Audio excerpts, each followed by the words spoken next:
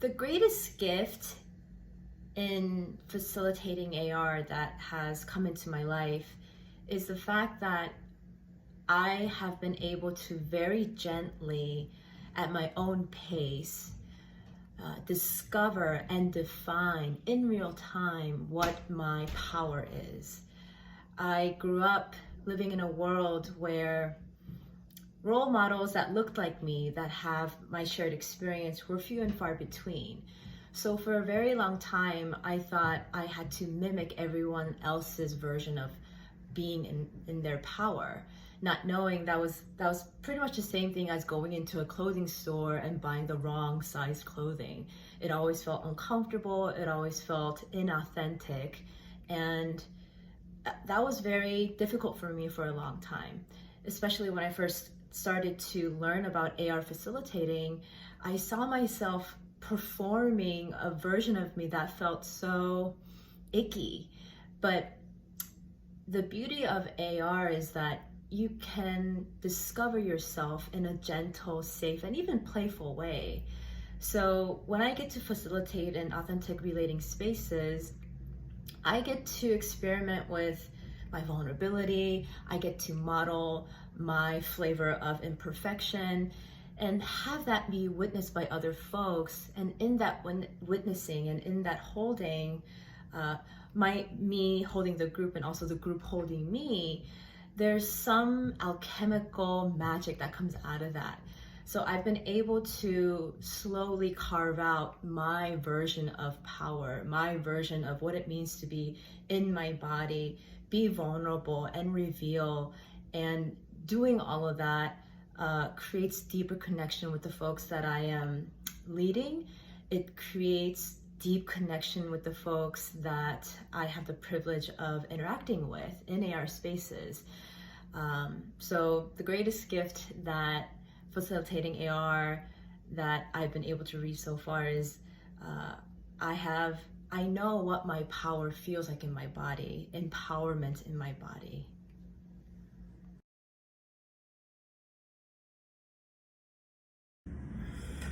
Ooh, the most potent thing that I learned in my certification process. My mentors have always talked about the power of letting go of the leadership stick. And for a while, that was a very cerebral, intellectual, theoretical knowing. And I was waiting for the moment where I could actually engage with that. And lo and behold, the event that I led during the certification process, there was this beautiful moment where the proctor from Seek Healing, her name is Asher, she acted as a coyote and said that she was feeling triggered and feeling uncomfortable with what was happening in the room.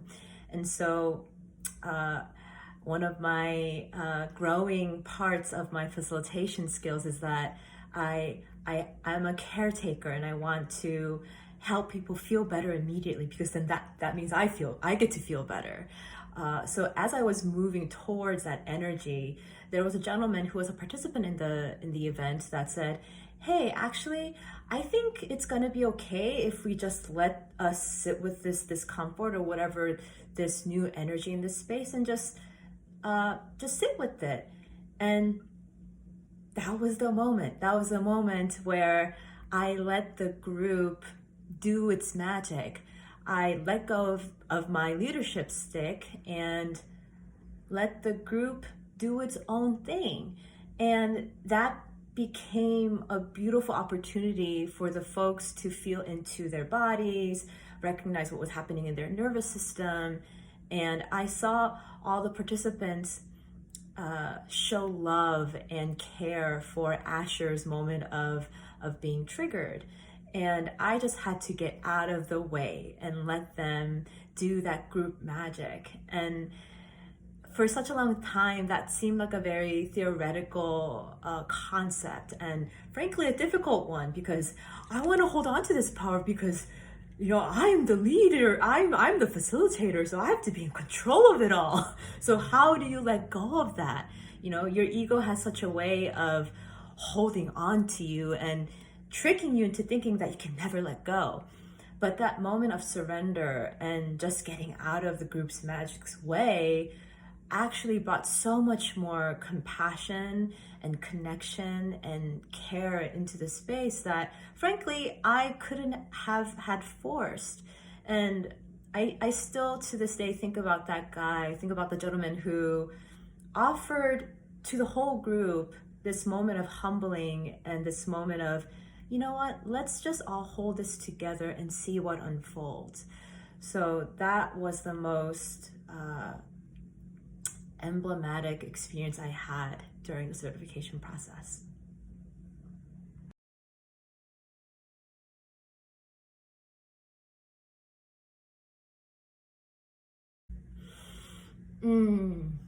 What am I most excited about for authentic leadership training?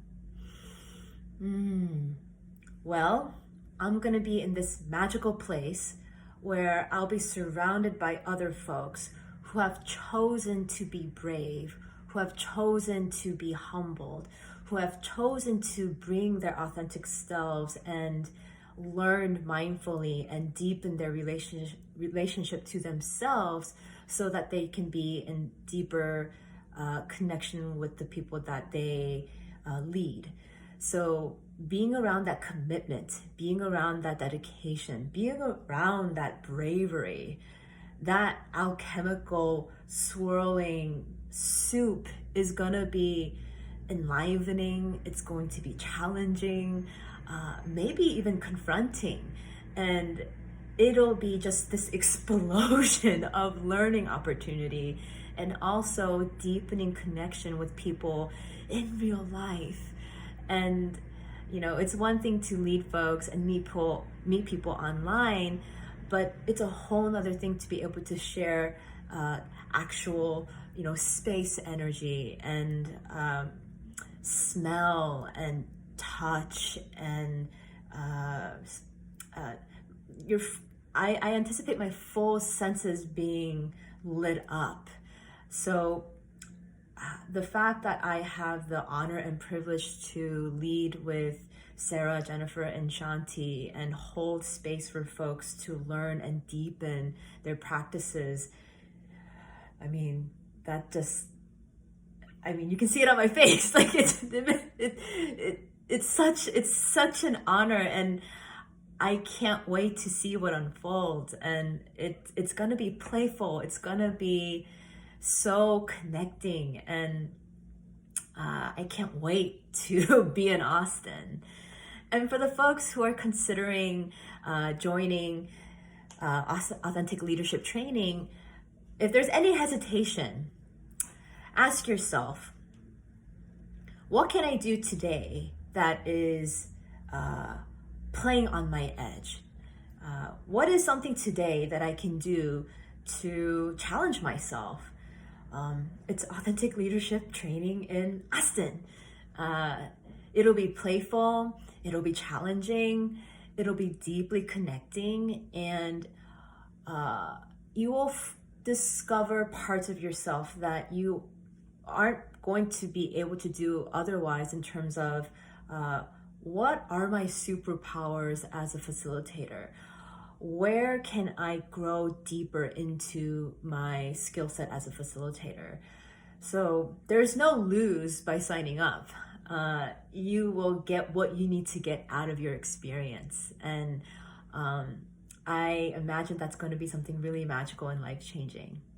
Yeah.